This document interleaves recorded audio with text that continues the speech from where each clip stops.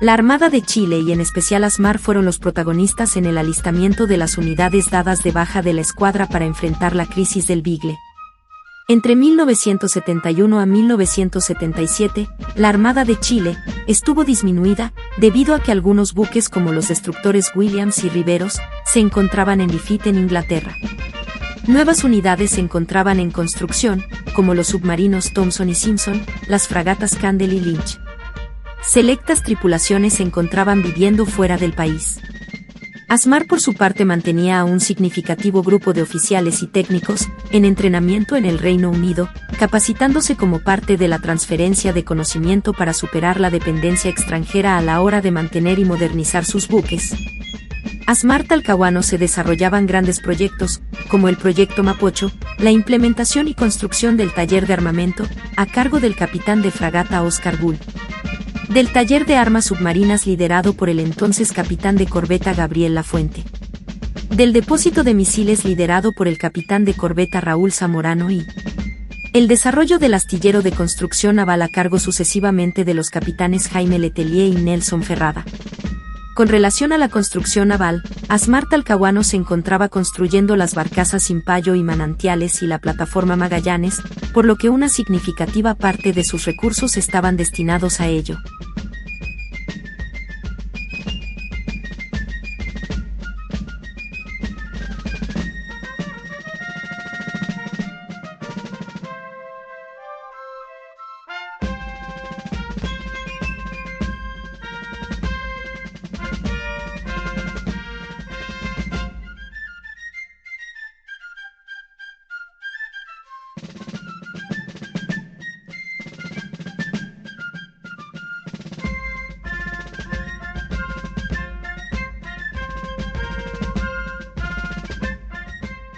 Muy buenas tardes, una vez más sistemas militares terrestres, marítimos y aéreos. Estamos en una entrevista con mi comandante don Sergio Stornol, quien escribió el libro o el artículo que encontramos y estuvimos viendo, La guerra antes de la guerra. Vamos a conversar con él y él nos va a contar sus vivencias.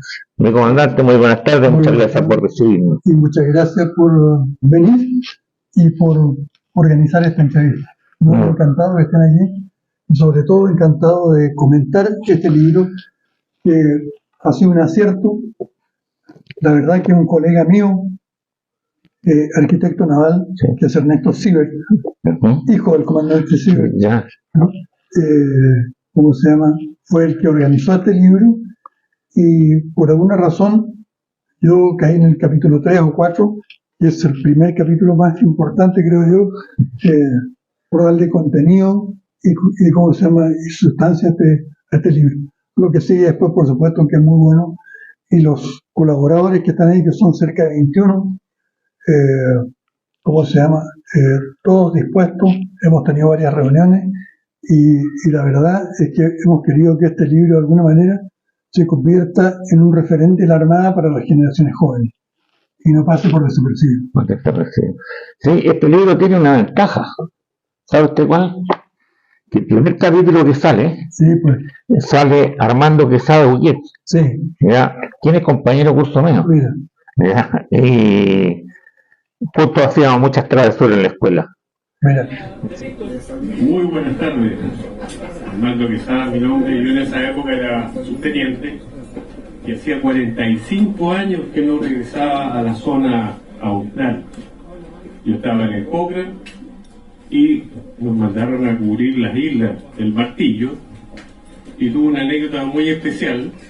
Estuve en Bahía Arquistade, en Colón, y con mi unidad de sección llegamos en invierno, en junio del año 77.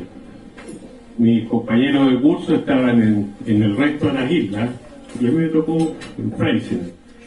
Y en un momento determinado se acercó una misilera argentina, la Indómita. No me acuerdo si era la Indómita o la Intrépida, y fundió a 100 metros del PBS.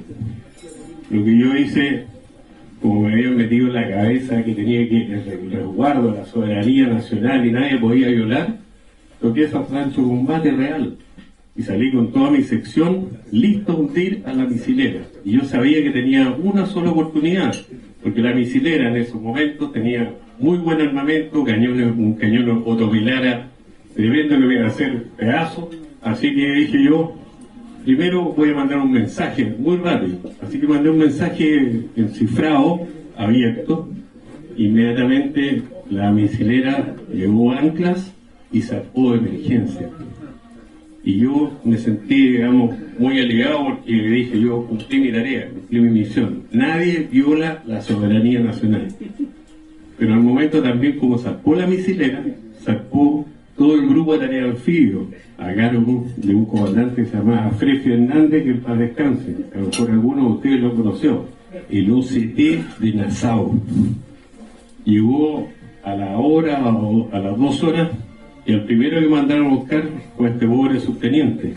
Y todavía no me puedo sentar más de lo que me dijo el comandante. Pero yo me sentí muy bien. Y ese era mi... Muchas gracias. Mira, Así que, no me acuerdo, Armando Casada vive acá. sí, está viendo en Viña.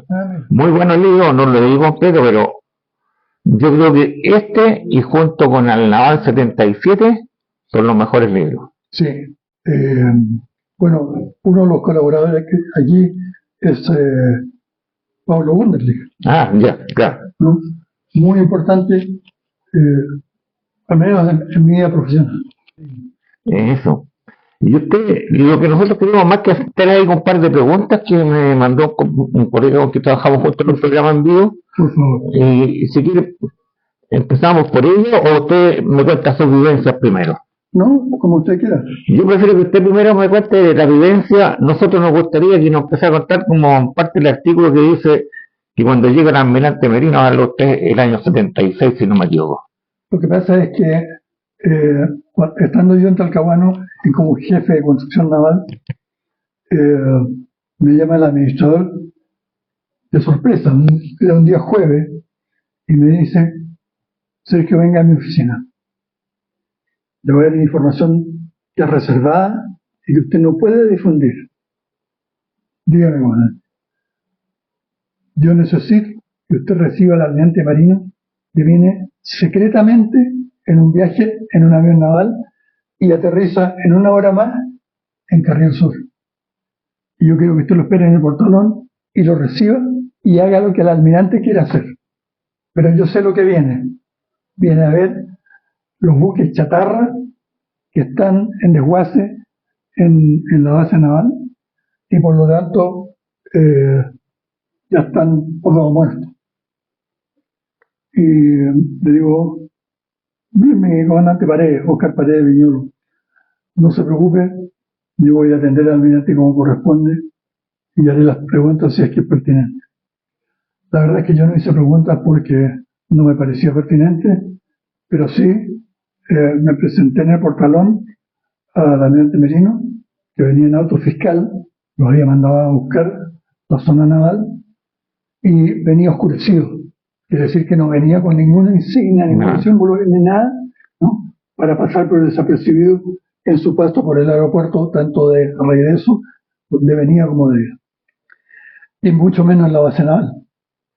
Así que, bueno, recorrimos el O'Higgins. En primer lugar, dijo: yo el O'Higgins, quiero ver cómo está el buque.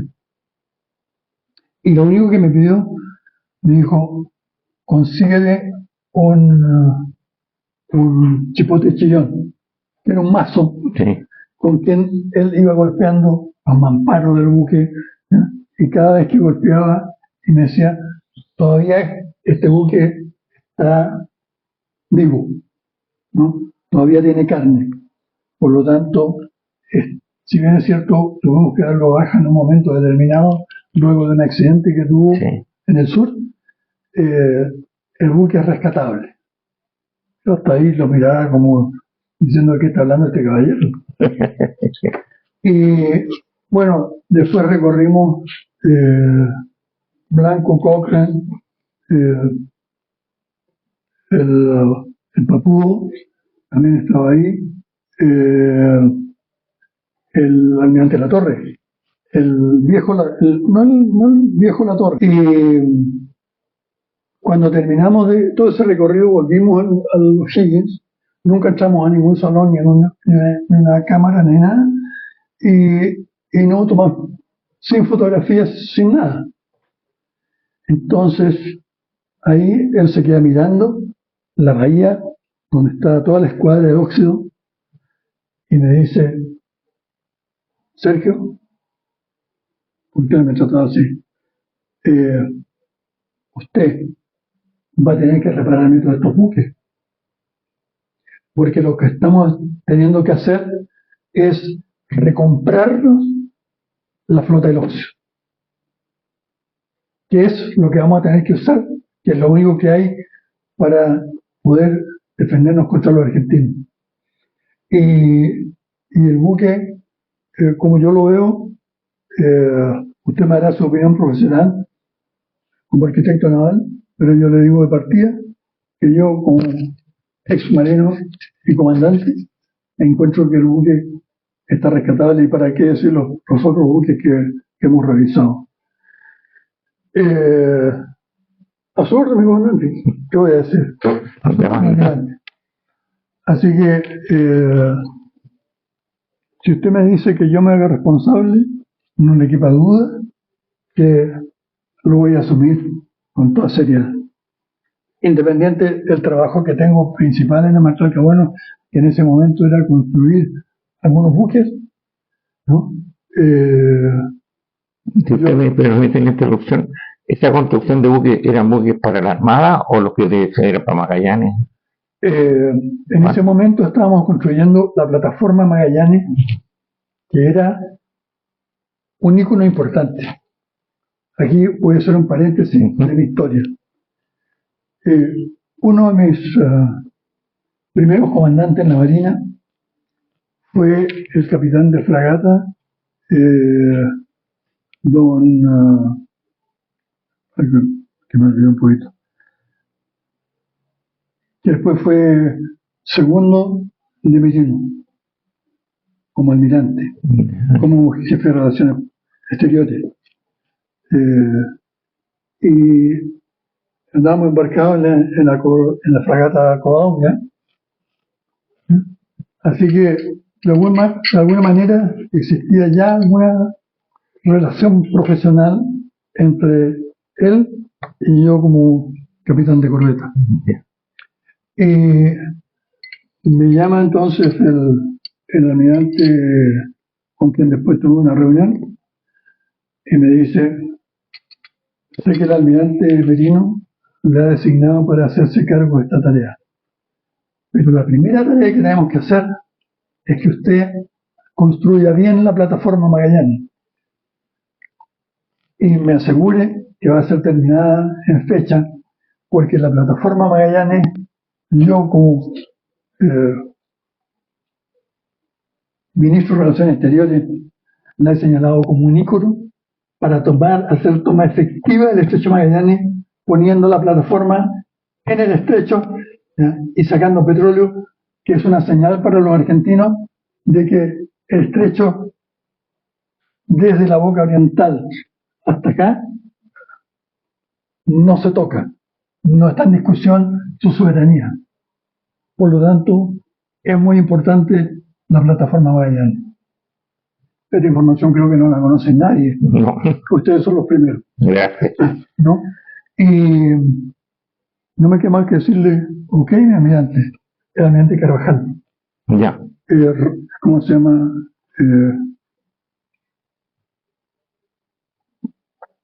Digo, la plataforma Magallanes, no le quepa duda que va a salir a tiempo.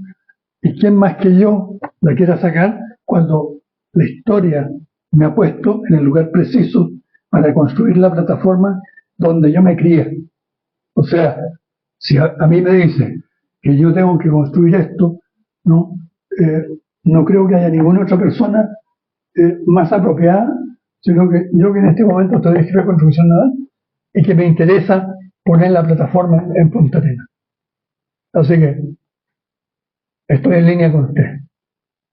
¿Sí? Bueno, ahí es parte de la primera etapa que quería yo ponerle en conocimiento.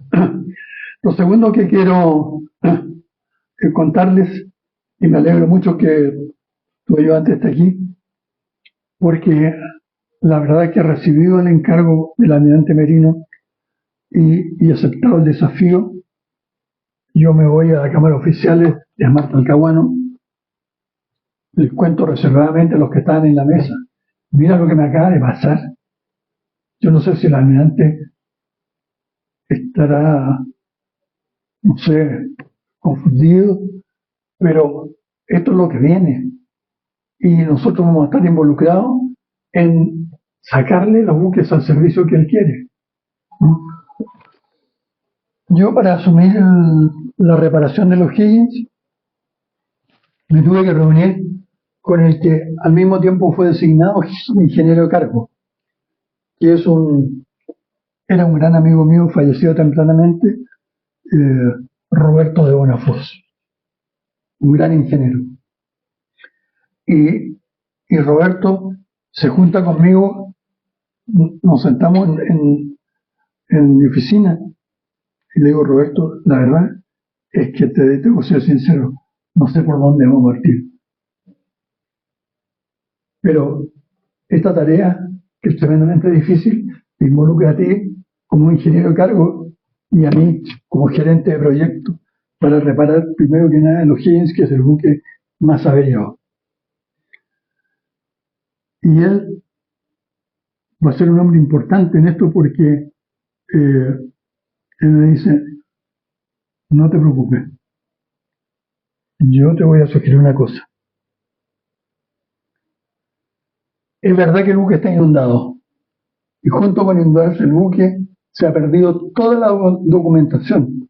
O sea, no solamente un daño de lo físico, sino dentro de lo físico estaban los papeles, los planos, etc.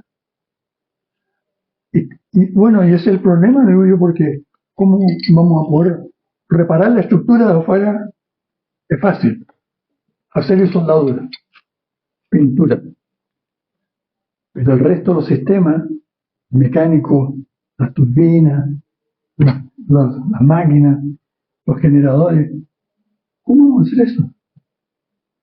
Y me dice, mira, yo te sugiero lo siguiente, déjame elegir 20 suboficiales que cuando los Higgins llegó a Chile, ellos eran grumetes. Carreta, adelante. Si tú me das los nombres, los buscamos. Entonces, nos fuimos al Paraíso, a la dirección del personal, llamamos por teléfono junto al suboficial Loaiza, José Loaiza, escribiente, quien había sido escribiente en la Escuela de Ingeniería cuando nosotros estábamos estudiando. Por eso que era muy afín a nosotros. Y nos reunimos con él y le decimos, el oficial, esto es una reunión secreta. Necesito que usted nos busque dentro de todo el inventario de gente retirada, cuáles son los 20 suboficiales de distintas especialidades que hubieran estado aquí desde Grumete. Y me dice, ¿por qué necesita esa información? Porque esos muchachos cuando fueron grumetes era requisito que ellos dibujaran el buque en su cuaderno de memoria de su propia mano y puño, y porque ahí vamos a encontrar la información que hoy día se perdió. Por lo tanto, necesitamos la ayuda de ellos para que traigan sus cuadernos, traigan sus notas, y con eso en el Departamento de Ingeniería Naval de Amar Talcahuano va a poder levantar planos legítimos originales de los que fueron los primeros niños en este buque. Y así lo hicimos efectivamente.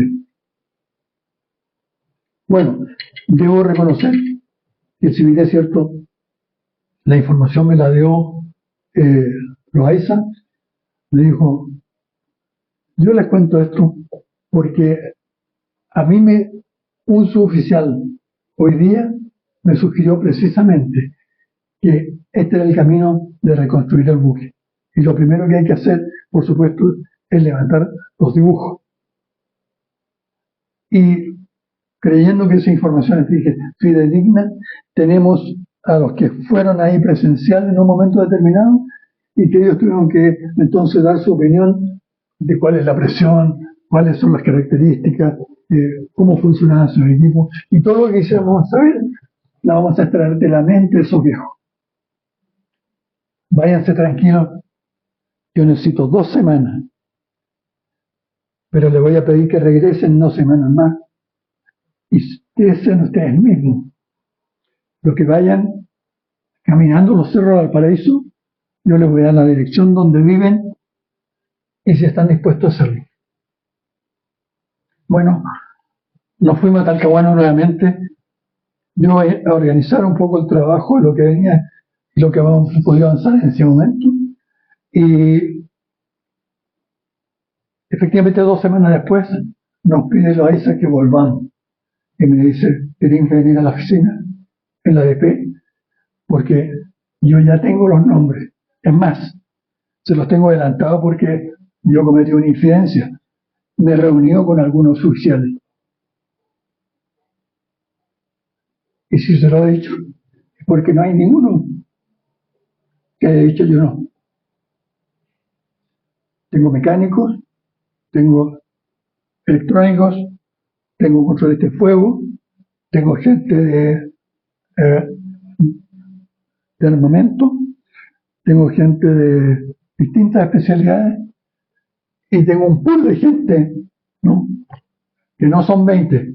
Yo seleccioné 40 y ustedes verán cuál de esos ustedes pueden extraer los 20 que faltan. Y efectivamente, entonces, nos fuimos de la oficina de Loaiza y subimos los cerros de Valparaíso. Yo conocí dónde vivía el personal de esa época, ¿no?, porque fuimos a la casa de cada uno. Y no era igual que acá, no era un cafecito, vamos a tomar un café y que necesito hablar contigo. Era una información cerrada, confidencial y reservada que no podía trascender. Eso es lo que vamos a hacer. Y de los 40, elegimos 20 con el dolor de muchos que quedaron excluidos. Pero le explicamos, ustedes quedan en segunda escuadra en espera de que algo pueda pasar. Alguien puede fallecer, alguien se puede enfermar y no vamos a contar con esa persona, pero sí necesitamos sus notas, sus cuadernos de grumete. Todos dijeron que bueno, unánimemente. Y con esa gente, efectivamente, dijimos, ustedes van a ser contratados por ASMAR en primera instancia, ¿ya? Este es el nivel de sueldo que hay disponible. Y ustedes saben lo que se paga en la Armada, que no es un gran sueldo, pero ustedes se tienen que ir a radicar en Talcahuano. Mis capitanes, no se preocupen, estamos cuadrados con ustedes. Y efectivamente, entonces le mandamos a cada uno sus pasajes para que viajaran en tren hasta Talcahuano, con la advertencia de que no podían en sitio público conversar de nada, de por qué iban a Talcahuano y a qué es lo que iban, con nadie. Y fueron muy fieles y leales en ese sentido, que todos entendieron que era una cosa absolutamente confidencial.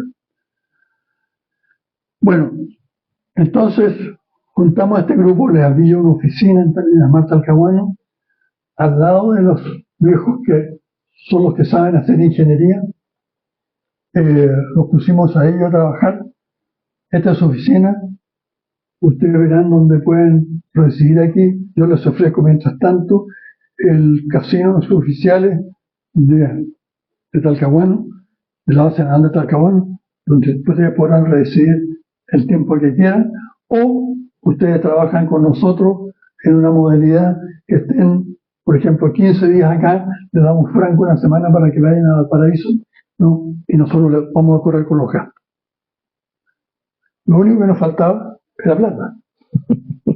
Nunca había visto yo la caja tan llena. Bueno, entonces, ya una vez organizado o medianamente organizado lo que había que hacer,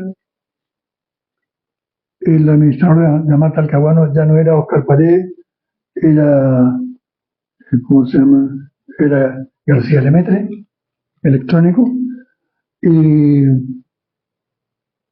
capitán de fragata en ese momento. Y él pide hacer una reunión con todo el personal de la astillero, los 3.000 trabajadores. Y nos sentamos a la gente en los comedores, que son bastante grandes.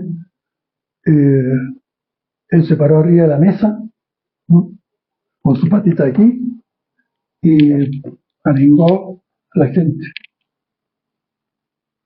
Dijo algo que yo acabo de decir en la última reunión que tuvimos, cuando por aquí dice la guerra que no fue. La guerra antes de la guerra. Y yo dije, perdóneme, en Amat Talcahuano la guerra empezó 3 años antes y fue. Así que eliminen esa expresión. No es que la guerra no fue, la guerra fue en otro sentido. En mi casa teníamos una pieza oscura, felizmente, porque yo le decía a la niñita, enciérrense ahí, como en este baño, ¿no?, si ustedes tienen que hacer tareas, porque no pueden prender luz allá afuera. No puede salir un rayo de luz. Y si tú prendías una luz, venían los cosacos, perdón, señora, apague la luz, cierre las cortinas. Así que las casas totalmente oscurecidas, ¿no? Y son cosas tan domésticas que por eso no figuran en ese libro, para no perder consistencia. Pero esa era la vida.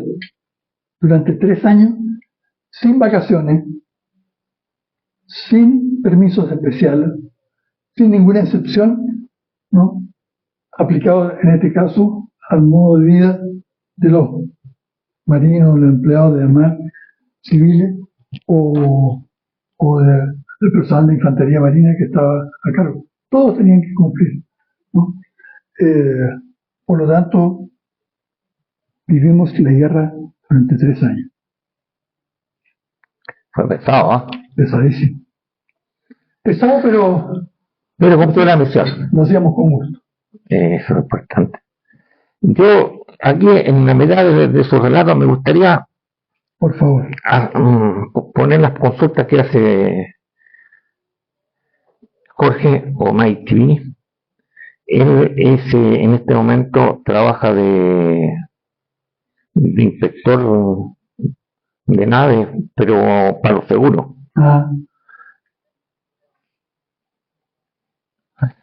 Que no tengo silencio, tengo que... Dime, bueno, ¿cuáles son las preguntas? Sí, aquí... No sé. Buenas tardes, un agrado. La verdad que mi primera pregunta es la siguiente. ¿En qué influyó, digamos, el hecho de haber tenido este desafío de recuperar unidades en lo que es hoy la DRUA, Dirección de Recuperación de Unidades de la Armada? ¿Fue ese el puntapié inicial? Efectivamente, fue el punto inicial para la grúa, ¿no?, el haber tenido que asumir exigencias.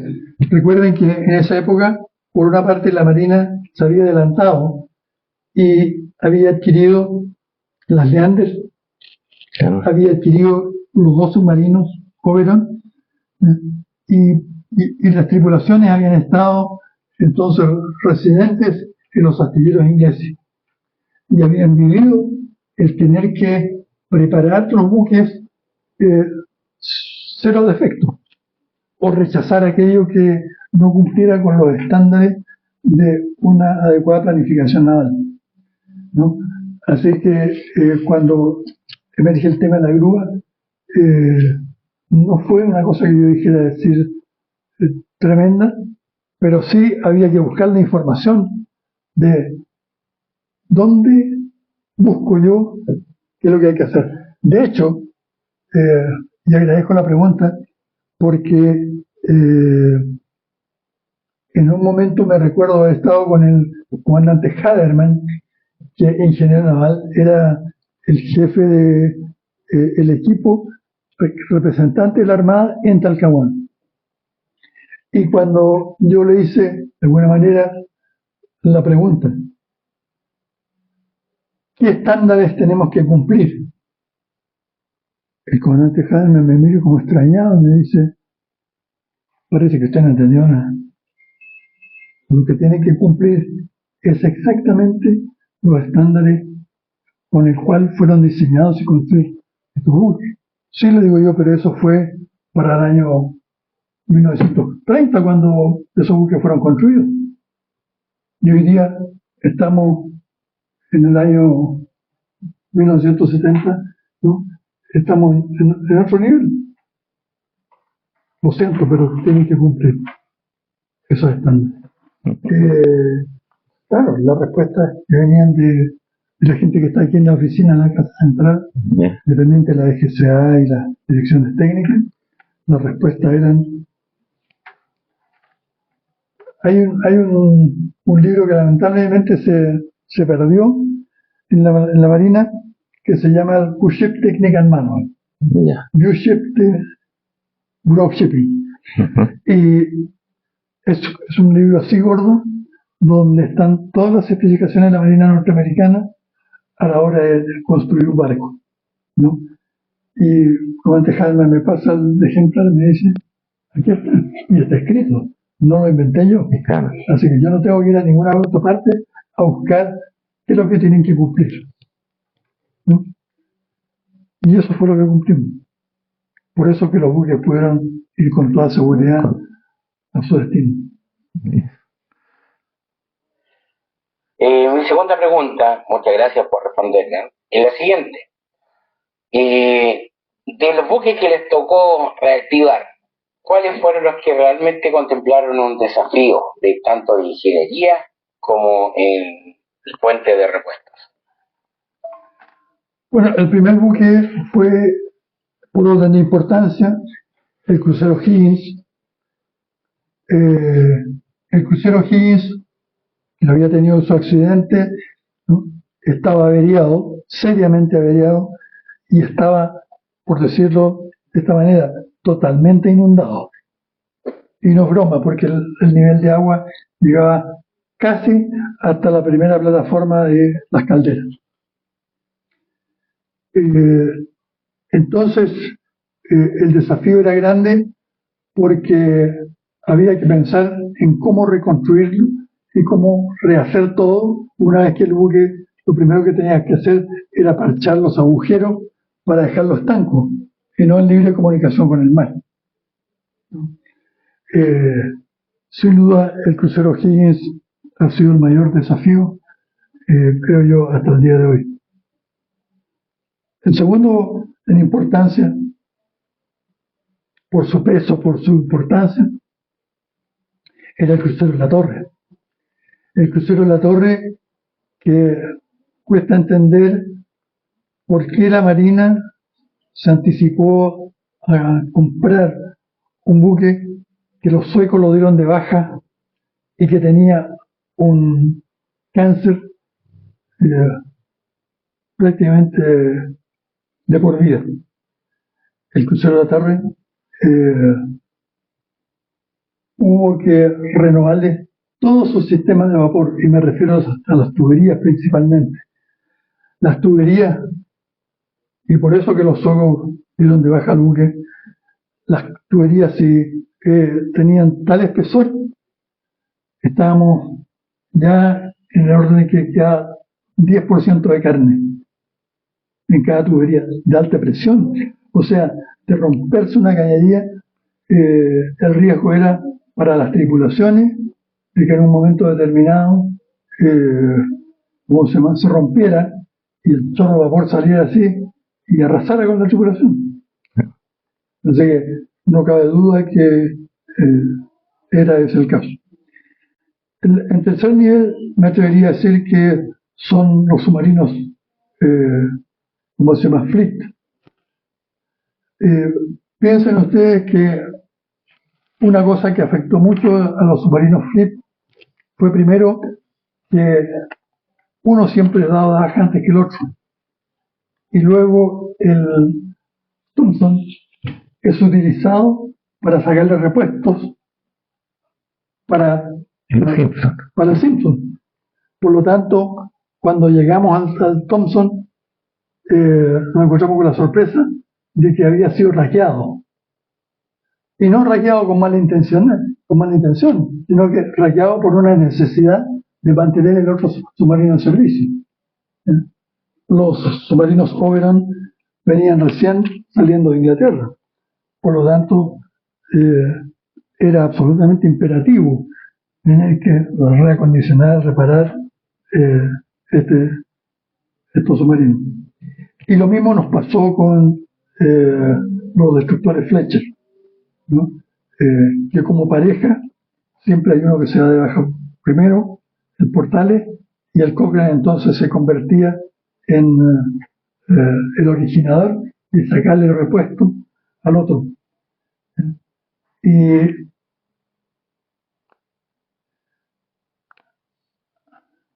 hago un pequeño paréntesis para que no se me pierda. Voy a volver al Cochrane, a la torre. Para reparar en la torre era de tal magnitud el problema que la Armada consideró, con sus direcciones técnicas, que era mejor usar una empresa externa.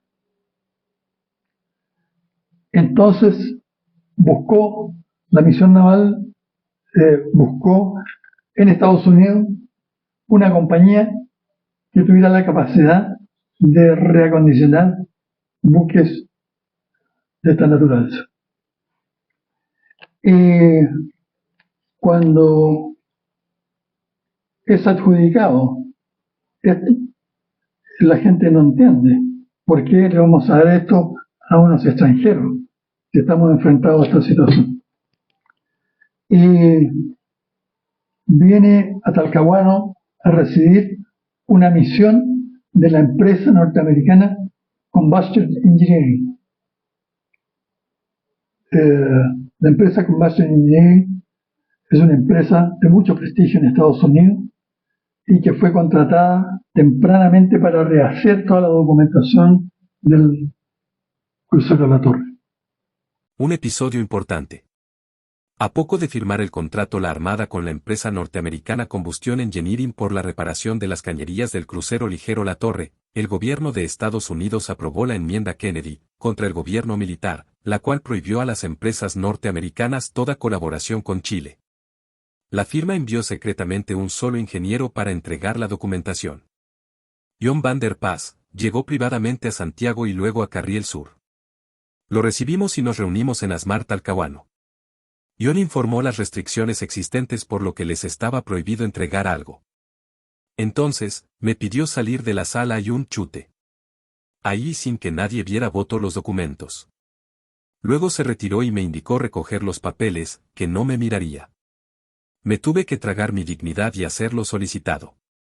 Tomé los documentos y me los llevé a escondidas a la oficina de ingeniería para su reproducción y producción de planos de detalle. Episodio que creo no aparece en el libro Beagle 78.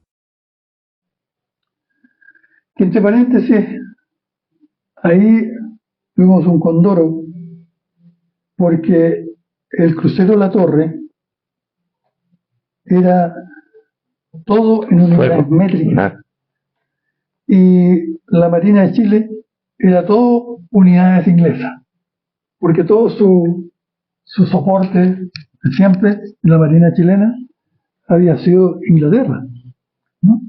Entonces no se trata simplemente de, con una regla de cálculo, decir, no, esto que es en pulgadas, ahora lo vamos a poner en milímetros. Esto es un tema medio trivial, pero no menor, porque la gente cuando entra a mi oficina me dice, capitán, tenemos un problema. Esta tubería de allí es de espesor 10 pulgadas. Y lo único que encontramos en el mercado en Chile que produce la CAP es no es un problema aritmético de multiplicar por 2,53 para pasar de un sistema de medida al otro. Entonces, nuevamente, la división de ingeniería tuvo que trabajar en esto y reconvertir todo el buque, ¿no? Para poder buscar en el mercado las tuberías que fueran métricas, métricas, pero que pudieran ser equivalentes a lo que íbamos a sacar. Así que yo creo que esos son los problemas más fuertes vividos en esa época, que tampoco están en ese libro, porque hay de mucho detalle técnico para entenderlo, ¿no? Que creo que significa el pasar de un sistema a otro. No sé, la verdad es que un trabajo de titanes y de correr alto riesgo, ¿no? Me viene a la memoria una cosa que sucedió específicamente en el crucero de la Torre en el momento que encendimos las calderas, tuvimos vapor y se calentó las tuberías que se tienen que expandir primero, ¿no? Acomodarse, y yo estaba con Fernando Medina y nos llama el ingeniero de cargo, que era el comandante, hoy día el comandante Marcel Costa, y dice: vengan urgente porque ha pasado algo inesperado. ¿Qué es lo que pasó? Que las juntas entre tuberías, ¿no?, escurrieron como chicle. Por decir así, se derritieron. O sea, se soltó todo el sistema de tubería porque una vez calentado y tomado su temperatura normal, las cañerías se expandieron, se acomodaron y se abrieron buscando su acomodo. Y eso dio como origen de que ahora tuvimos que desarmar el buque para cambiar por nueva juntura, todo el proceso. Toda la junta de dilatación. Toda la junta de dilatación. No, yo digo, como ingeniería, a nosotros nos dio un desafío pero tremendo, es que estas cosas no previsibles sucedieran, ¿no? Así que son parte de las historias no contadas, ¿no? Del libro donde la verdad es que nosotros estamos en guerra preparando los buques para salir, ¿no? Y esto a todo nivel. O sea, aquí hay una parte anecdótica que es interesante también que ustedes conozcan.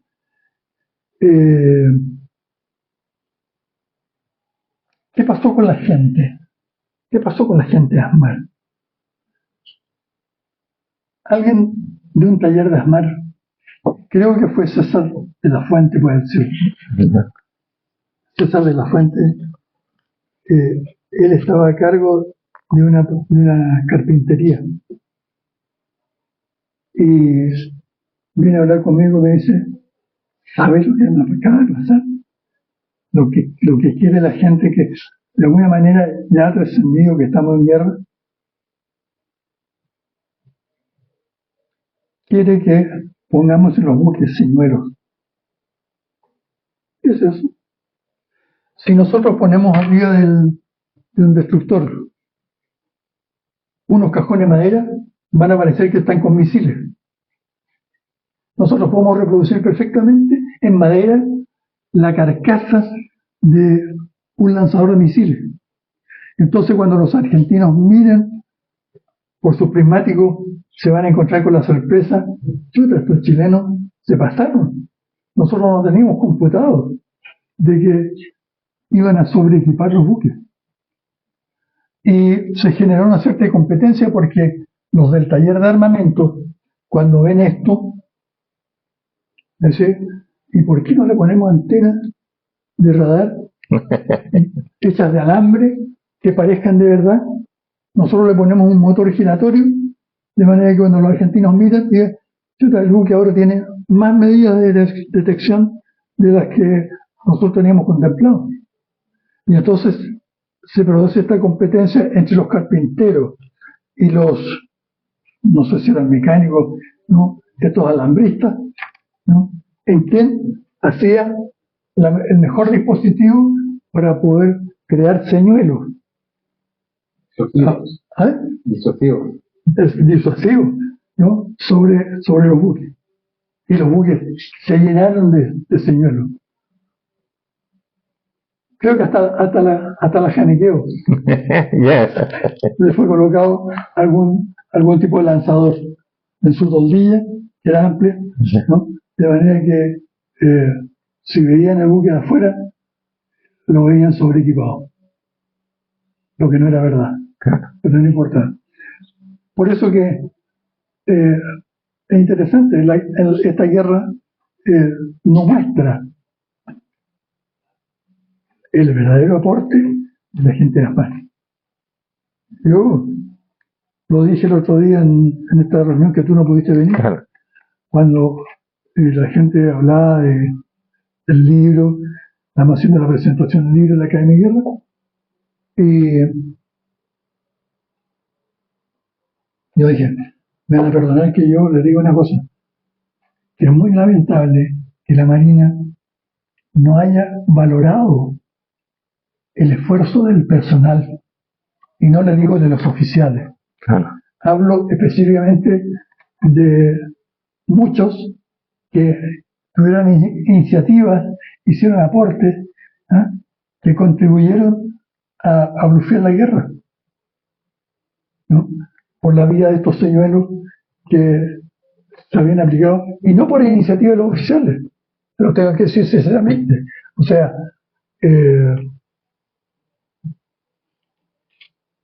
estoy tratando de borrar el nombre de un viejo que siempre llegaba a mi oficina a decirme cosas que traducía muy bien del sentimiento de su personal, ¿no? Pero yo lo veía entrar y me decía, ¿qué dolor de cabeza me trae este viejo ahora?, ¿no? Pero fue así, ¿no? Por eso que digo yo que la guerra comenzó 3 años antes, ¿no?, en un esfuerzo inédito. Yo creo que no hay en ninguna parte de la Marina nada en la historia naval de que se haya hecho parecido. ¿Sí? Eso. Veamos las otras preguntas, mi comandante. Haciendo un paréntesis ahí en ese tema, la infantería marina, hasta yo recorrí todas las islas para abajo, junto a Nueva León, del 96 al 2000. Y como dice acá mi comandante, habían señuelos de cañones que eran de madera, estaban en la costa apuntando hacia el estrecho, tenían ese... Lo sé porque, bueno, mis hijas eran amigas de las hijas del comandante Droguet, que fue comandante en Dawson, ¿no? Y ellos, por supuesto, hacían ejercicios con los niños, ¿no?, simulando que se operaban los cañones, ¿no?, y todos estos señuelos, ¿no?, pero vivía la guerra de verdad, ¿no?, que tampoco está escrito en ninguna parte. No lo digo que está escrito en este o en el otro libro, sino que simplemente no ha sido fácil, simplemente producir ese libro, porque cuando tú escribes algo, pasa por un proceso de revisión en el Estado Mayor, en el cual te raya algunas cosas y dice, eso no puede ir ahí. Por ahí no podemos hacer esa información pública, ¿no?, por X razones, pero las razones son seguridad. Claro. Así que no le vamos a regalar a los argentinos información de qué es lo que hicimos y cómo lo hicimos. Sí. Eso. Tercero, ¿se alcanzó a concretar la recuperación total de las unidades? ¿Hubo algunas que quedaron pendientes y que sí en algún momento estuvo en planes de recuperarlas? Se alcanzó a recuperar el 100% de lo solicitado por la Armada. 100%. Y gracias por la pregunta, porque aquí hay otro dolor. Terminado el proceso, cuando la última nave zarpó de Talcahuano, el astillero quedó desocupado. Y como las cosas son frías, la Armada dijo, el presupuesto para la Armada se reduce en tanto por ciento porque ustedes no están trabajando. Así que tienen que sacar un 25% de la tripulación de la dotación del mar. Y este fue un momento muy amargado porque yo tuve que llamar a mi gente, reunirme con ellos uno por uno y le digo, te tienes que ir. Y me dice, ¿cómo me tengo que ir? Sí, a partir de este momento, a partir del lunes, tú no trabajas más en las marchas Caguán. Y por lo tanto, te estoy diciendo que estás despedido. Se te dará tu indemnización, no generosa por supuesto, pero te tienes que ir, porque no hay dinero para sustentar esto en el tiempo. Nosotros no sabíamos cuánto va a durar el tema con los argentinos. Claro. Entonces la gente no entendía, decía, perdón mi capitán, yo acabo de salir de su propia mano el lista 1 y tengo aquí mi calificación donde usted escribe y dice excelente mecánico de máquina y me tengo que ir.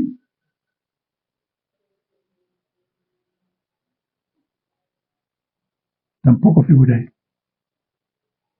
Entonces yo como se llama, cuando hicimos la presentación en la Academia de Guerra, dije, es un momento muy amargo para el jefe tener que plantarse frente a su dotación uno por uno, porque no era al general de Puente, esto era uno por uno, o sea, porque vino una recomendación del director de Asmar.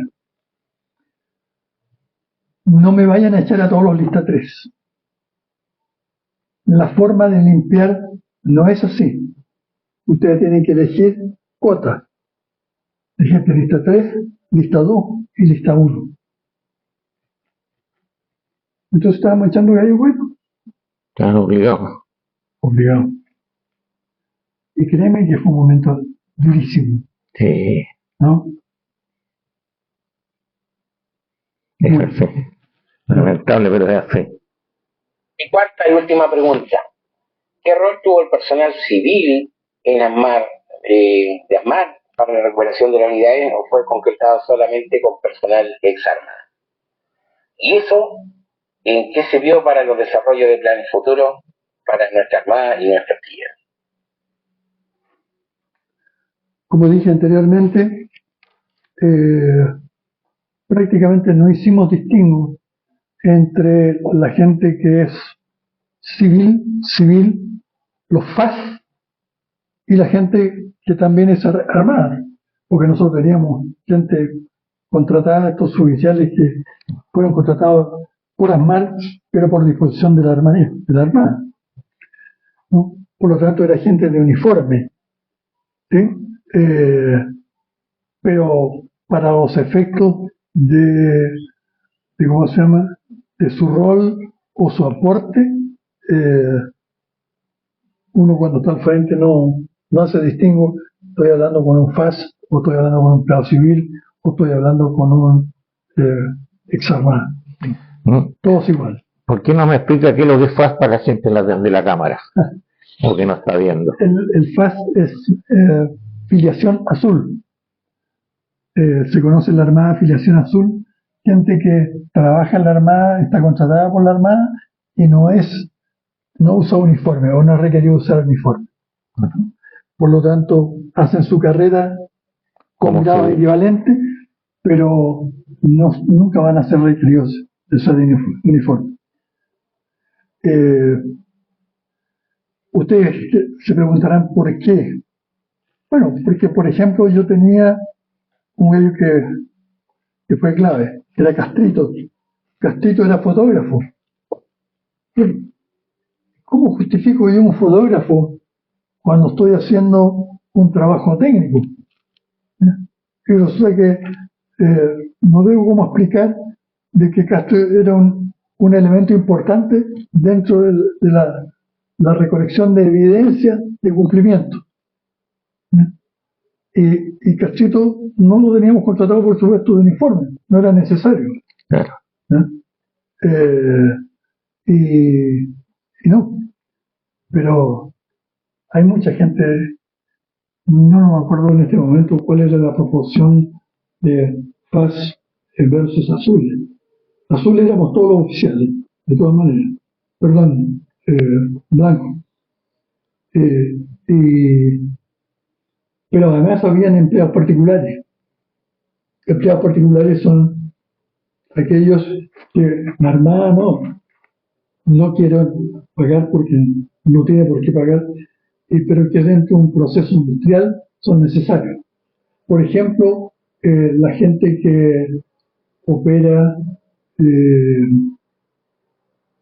¿cómo se llama óptico. ¿Cómo justifico un óptico para poner el uniforme? Nada. Por lo tanto, hay mucha gente de ASMAR que no está en esa categoría, ¿no? Pero, ¿cómo se llama? Ya le digo, no hay diferencia para efectos ahora en nuestra relación profesional de que este señor puede hacer tal cosa o hacer otra cosa. Los blancos hacen guardia, los azules no hacen guardia, mucho menos hacen guardia por talón, pero entre ellos tampoco se hacían diferencias. La gente opera la planta de teléfono. Hoy día nos cuesta entender, pero en esa época la planta de teléfono era clave. Después van a aparecer los celulares, el fax, el correo electrónico, ¿no? En esa época, no, todo eso pertenece al pasado, es como hablar de los picapiedras. Claro. Mi comandante, una pregunta. En la recuperación hubo submarinos, ¿cierto? ¿Y por qué al día 22 llegamos solamente a tener el Simpson? ¿Por qué llegan a tener solamente el Simpson? ¿Fueron fallas después de...? No. Primero que nada, teníamos un problema que también se relaciona con la Armada, que era una dotación de submarinistas reducidas. O sea, así como se habían reducido la cantidad de submarinos, y así como en las mares en un momento determinado cortaron gente, la fuerza submarina, dentro del peso general, ¿no? Empezó a perder fuerza. Y empezaron entonces a bajar la cantidad de gente porque no había buque para embarcar. Si había un submarino, ¿para qué tener 6 capitanes de fragata o navío para dirigir una fuerza de submarino inexistente? ¿Sí? Entonces, no es fácil manejar este tema de personal dentro del sistema Armada. Me refiero a gente blanca, ¿no? Y lógicamente, bueno, en el caso de por qué llegamos a tener un solo submarino, yo creo que fue por un tema, un día a lo mejor lo puedo juntar con un ello que fue clave, que es gringo, Archibald Clark, que vive aquí en Reñaca. Y Archie es un inglés que se lo trajeron de Inglaterra porque fue un gran aporte al equipo que estaba preparando los submarinos Oberon, ¿no? Entonces, él conoce mucho de la historia de los submarinos. Pero dentro de la planificación, por supuesto que hubo problemas y sorpresas, como les estaba comentando, que dio origen a que uno de los submarinos saliera mucho después que el otro, ¿no? Y no pudieran salir juntos como era deseable para presentarse juntos frente a los argentinos para que al mirar así vean con qué fuerza contaban. Mi cuñado, que fue almirante submarinista, Eduardo Albayay, él estaba en Inglaterra, precisamente recogiendo uno de los submarinos jóvenes, ¿no? Y ¿cómo se llama? Bueno, se había trazado el programa de entrega. Pero respecto de lo que había que hacer aquí, indudablemente que los dos submarinos que quedaban tuvieron que apechugar en tapar lo que quedaba de los otros dos. Claro. Yo te conté, cuando tu papá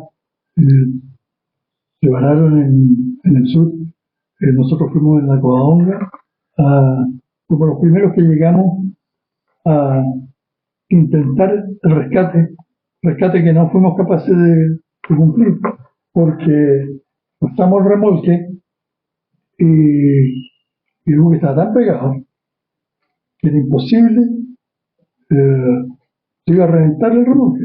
Claro. Así que se decide suspenderlo y demorar la función. Mi comandante, cuando partió dijo que tenía dos grandes proyectos, era bueno lo que había ordenado el almirante y el que ya tenía como armada, que era la plataforma de quedábamos como inconcluso de que si realmente pudo completar ese proyecto a tiempo y llegó a un puerto. Todo fue completado a tiempo y en su oportunidad. Entregamos la plataforma Magallanes por un compromiso que teníamos con ENAP y con el almirante Carvajal, porque él, como ministro de Relación, lo que más le interesaba era poner una pata en el Estrecho Magallanes. O sea, él quería, bueno, de hecho, en el Estrecho Magallanes se pusieron muchos trípodes, simulando que algo venía. Pero él se aprovechó, y bien aprovechado, de que ENAP en ese momento que tenía una necesidad de salir a buscar petróleo en el mar, llenó el Estrecho Magallanes de plataformas fijas. La que estábamos nosotros haciendo en ese momento en Talcahuano era una plataforma móvil, pero que una vez que esta plataforma estuviera lista, había que usar esa plataforma para servir de medio para parar las otras plataformas. La única que tenía la capacidad. Era la única que tenía la capacidad para. Era la única que tenía la capacidad para puesta sobre o en la cercanía de la plataforma, donde iba a estar la plataforma fija, se usara para levantar la plataforma fija. ¿Sí? Eso parece que falló porque se apaga la luz. Y eso no. ¿Ahora sí? Ahora sí. Entonces, no, el trabajo Magallanes es muy interesante. Muy, muy interesante. Yo le quiero agradecido por el tiempo que usted nos ha dado. No, por favor. Ya, contarnos las historias. La verdad es que cuando yo encontré el artículo de la revista Marina, y si todo un círculo va a llegar a usted, le escribí a Juan Ignacio Reyes. Juan Ignacio Reyes le escribió a un compañero curso de la escuela. Él me dio los datos y te lo contacté a usted. Perfecto. Sí, no, yo encantado. Y usted me recibió muy bien. No, encantado. Muy agradecido. Y se le agradece una vez más. Sí. Bueno, yo ahora quiero que me firme el libro. Yo creo que este libro, ¿cómo se llama? tiene que algún día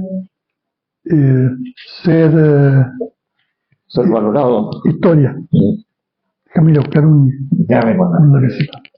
Creo que lo hago a nombre de todo el equipo que ha trabajado en esto, porque, ¿cómo se llama? La verdad, como digo, nosotros creemos de que este libro algún día va a ser historia, ¿no? Yo siempre tengo el hábito de poner allí mi root, porque ven que soy de verdad.